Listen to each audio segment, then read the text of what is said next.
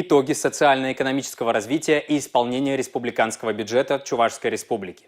В Доме правительства обсудили предварительные результаты.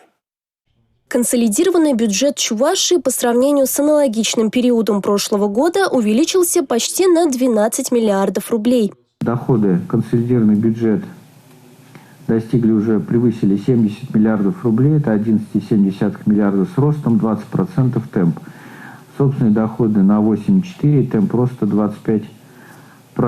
Ну и основные доходообразующие налоги, налог на прибыль, рост в 1,7 раза, и налог на доходы физических лиц 23,7. Безвозмездный.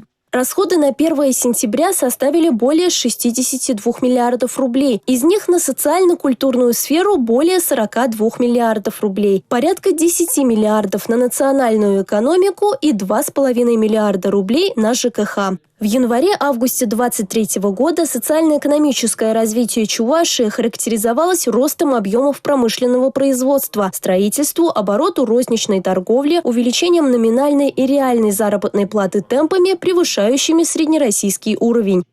Индекс промышленного производства за период январь-август 2023 года по предварительным данным составил 123%. Индекс обрабатывающих производств 128%. Стабильно в республике обеспечивается прирост индекса промышленного производства в профильных видах экономической деятельности. Это выпуск электротехники, машиностроения, химическое производство.